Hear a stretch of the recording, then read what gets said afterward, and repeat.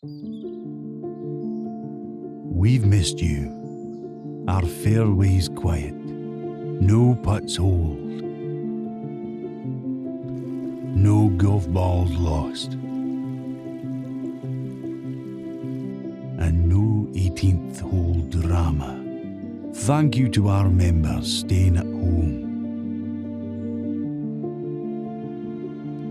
Thank you to the sports fans around Fife staying at home. Thank you to the frontline staff and our NHS.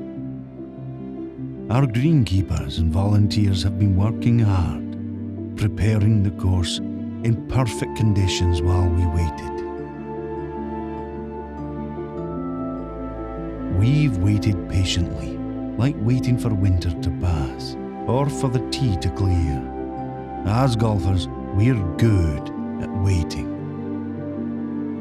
We've missed the sights, the wonderful views, the sounds of the teal burn running through the course.